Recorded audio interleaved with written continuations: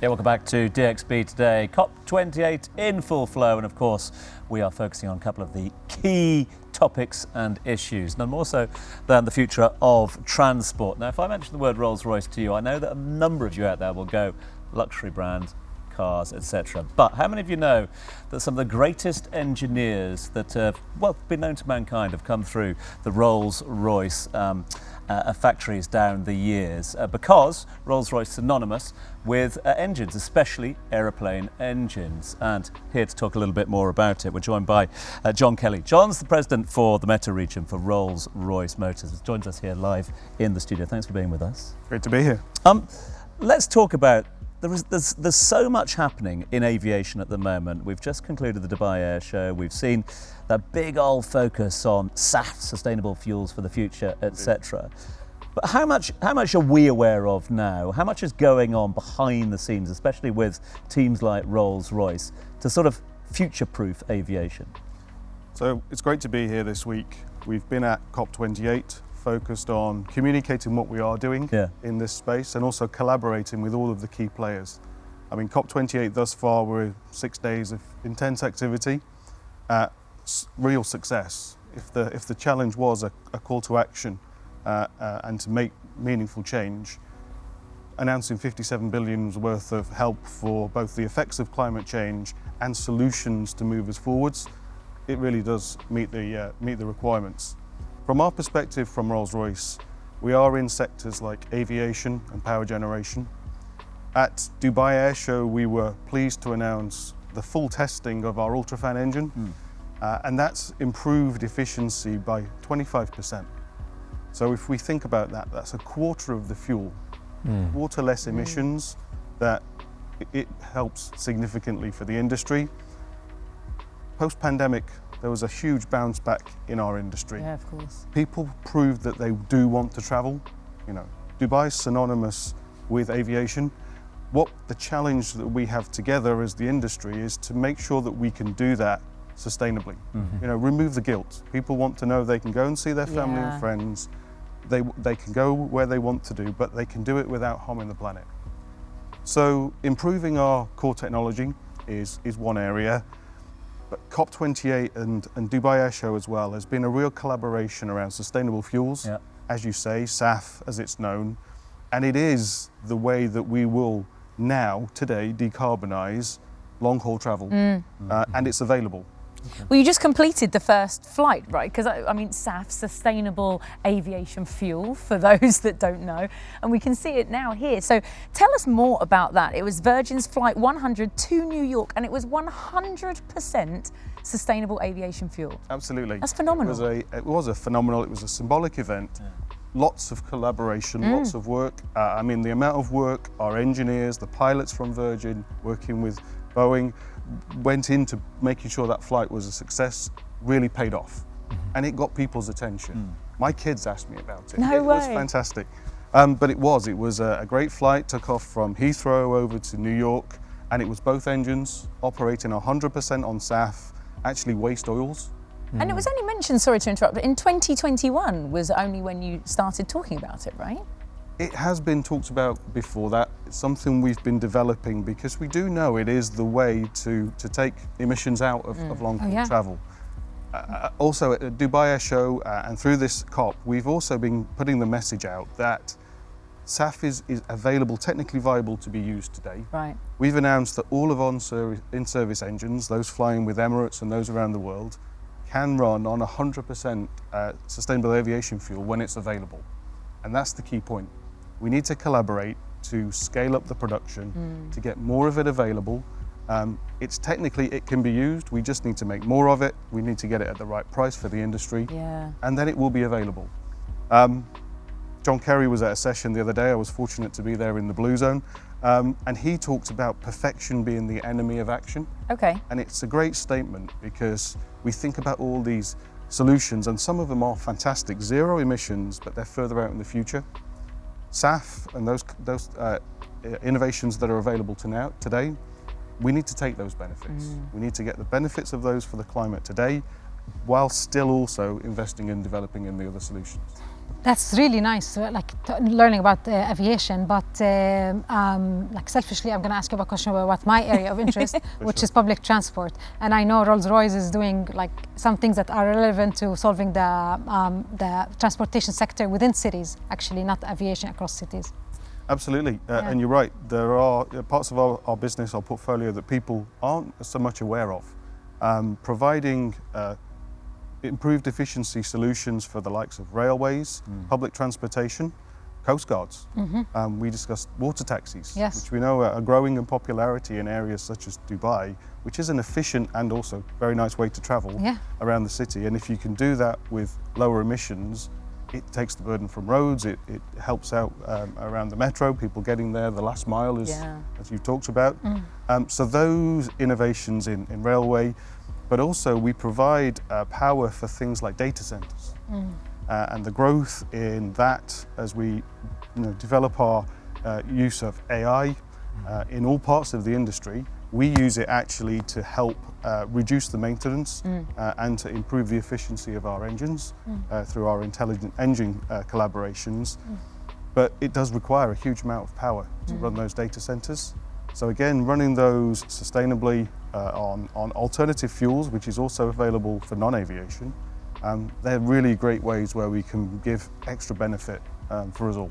Just going back to the SAF, I wanted to know, does that affect the design of the planes or the engines as well, maybe in the long run? Is there anything that's been modified? Great question. Fantastic question. and thankfully, we've got a great answer for that one, is that it doesn't. We call it drop-in, i.e. you can go to an airport where SAF's available and you can drop it straight into an engine without modification and fly. That's amazing. So the Virgin example, as we spoke about, Emirates have also flown with SAF. They do it with existing technology.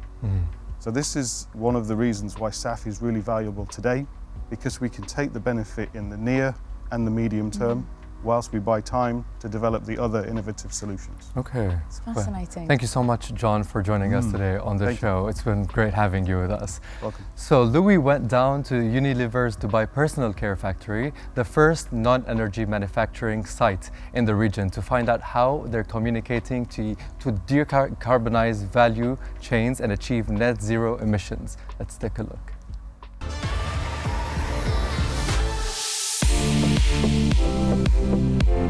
The race to net zero has begun, and the pressure is on, not just on individuals and leaders, but perhaps more so on companies, especially big corporations. So to tell us about their role in this race, we'll be joined by the head of operations for Middle East and Africa of Unilever, Mr. Ahmed Kadous.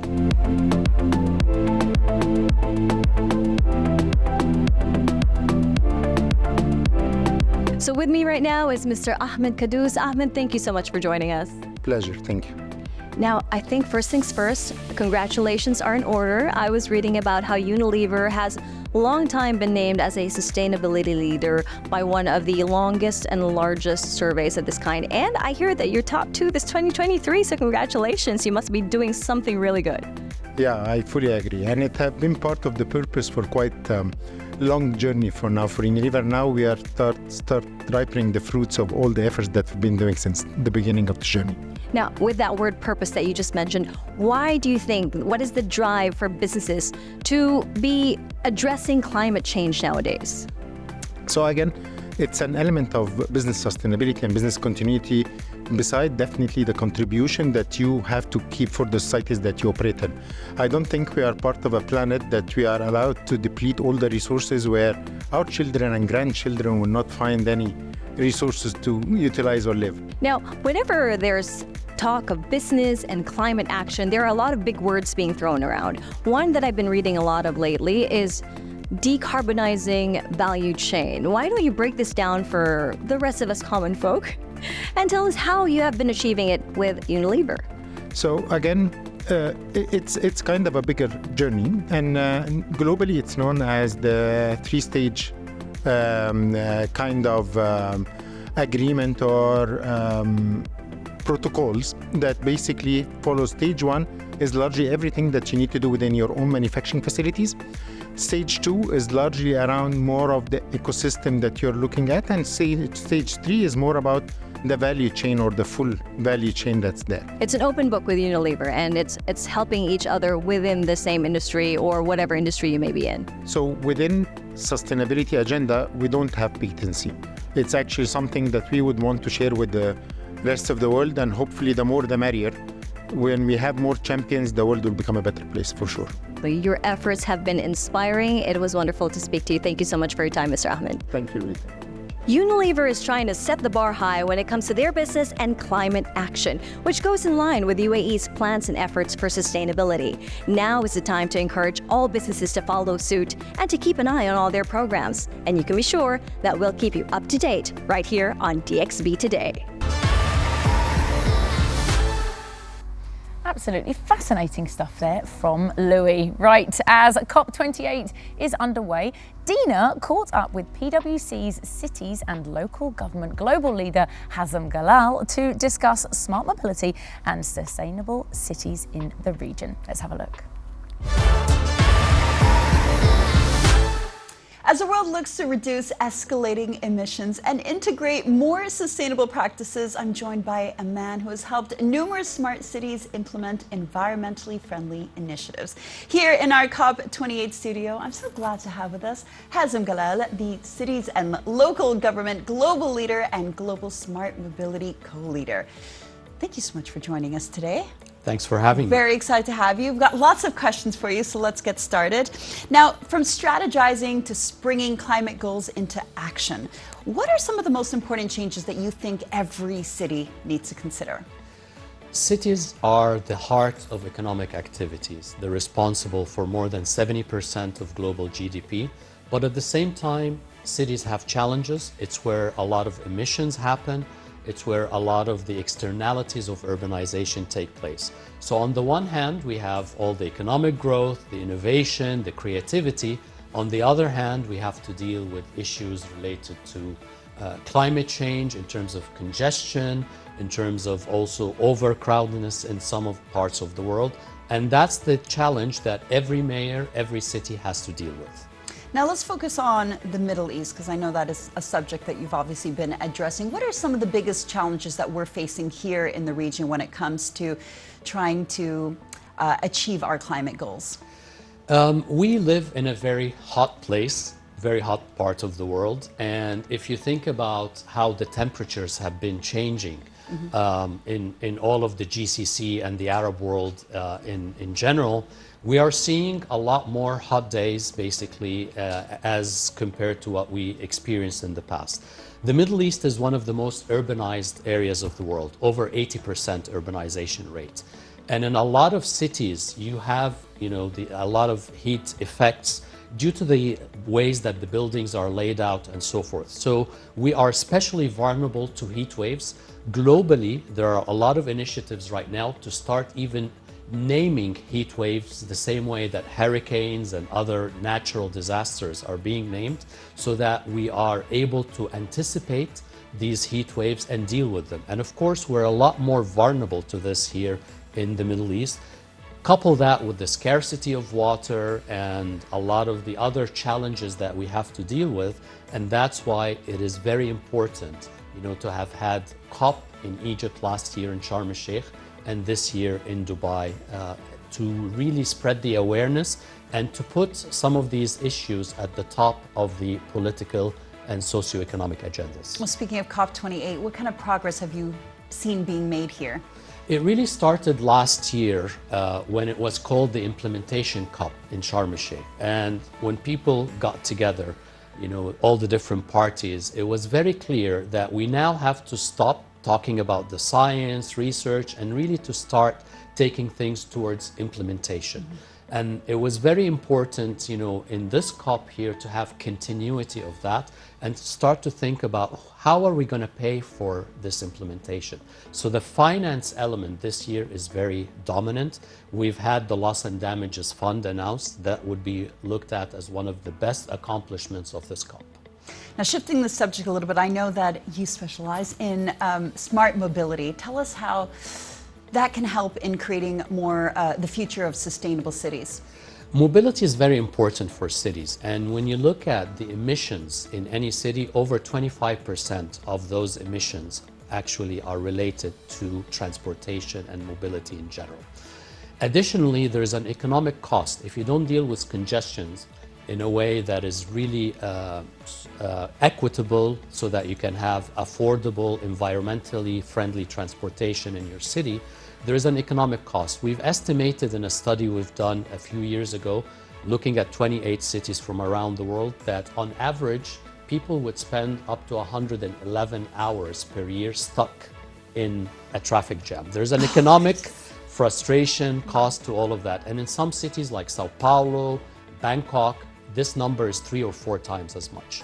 How do we deal with it? We have to approach mobility in a very integrated approach. Yeah?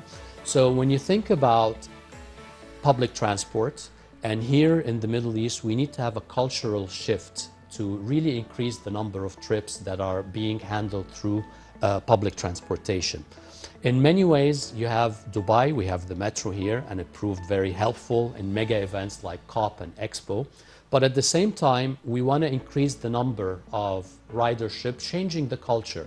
And there is a concept in mobility which is called mobility as a service. You want to wake up in the morning and make a decision. Do I use public transport? Do I drive my personal car? Do I do a ride sharing, or a combination thereof? Could even include a scooter. And you want to be able to make those decisions based on trade-offs, based on time, cost, environmental impact, and even if you have something like COVID, how much exposure do I have against other people? And these applications today, in some of the smarter cities, they're starting to become a reality, so that you give the citizen living in those cities or the visitor these choices based on different options. There's so many factors to take into consideration.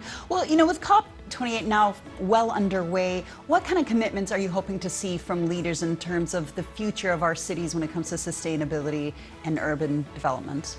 It's very important that cities right now are part of that discussion, because historically, before Sharm el-Sheikh and other COPs, a lot of the discussions were only happening at the national level. But there is a big realization that as you move towards implementation, cities really are going to be where, you know, the rubber hits the road when it comes to climate action, be it mitigation or adaptation. So it's very important that cities are part of that discussion. Cities are part of the governance of this loss and damages fund. And most importantly, finance is reaching the cities that need to take action. I'm actually part of something called the Global Commission on SDG Finance.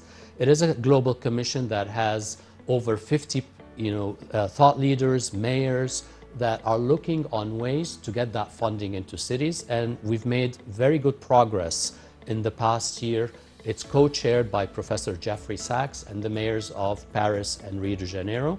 We met actually during COP, and we're trying to plug in cities into all of that action coming up from the national agendas. Well, thank you so much, Hassan, for all these amazing explanations. I think you made very clear and accessible for us all. And I hope you have a wonderful COP28. Thank you very much for having me, and I look forward to the next COP. Hassan Gail there in conversation with the team. Just another of the big name delegates at COP28. Right, time now for the roundup. Katie, what do you got? Oh, this one's great. The UAE is going to get the region's first net zero energy mosque. It's going to be coming up in Masdar City down in Abu Dhabi. It is a sustainable urban community, as we already know. It's an innovation hub. It's going to join 3 other sustainable projects right there in Masdar City. It's so interesting. It's going to be using local and recycled materials wherever possible to reduce both costs and carbon footprint. The mosque's main structure is going to be made primarily of rammed earth, and design is going to be multifaceted. It looks absolutely fantastic. Dima, have you seen much about this down in Masdar? I actually read some about it, and it's actually I like it for so many reasons. Yeah. One of it is a public building, so it's accessible by everybody. So it's not like an exclusive building that you need a permit or you need to apply for like a ticket to enter. However, it's a public building for everyone, and it's like from all walks of life. It's going to be used 5 times a day throughout the year. That's also fantastic. It's a community place. Yeah. Like mosques usually are about community getting together, not only in Fridays and Ramadans and Eid and all of this. So, and the other thing I'm excited about is just when the government sets a trend, then people, like, it breaks a lot of barriers and people actually adopt the change much faster. So really exciting news. I think it's groundbreaking because we're still going to be building mosques for eternity. Yeah, of course. And using recycled materials and being sustainable, this is going to make it way better for more mosques to be built sustainably. That will also help in lowering the carbon footprint and everything. And it goes in line with the country's sustainable future as well. Yeah, kudos to Masdar City. Yeah. I mean, they've been leading from the front on this. I mean, we're talking a lot about topics that Masdar City have been talking about for many, many years now already, and the fact that that's become a centre of excellence and research as well, and development, not just for UAE specialists in this field, but the global specialists as well. A lot of people looking to Masdar, so another first for them in COP is very fitting indeed. And it's not small, by the way. It's they say it's going to be room for, I think it was 1,200 or 1,300 in there.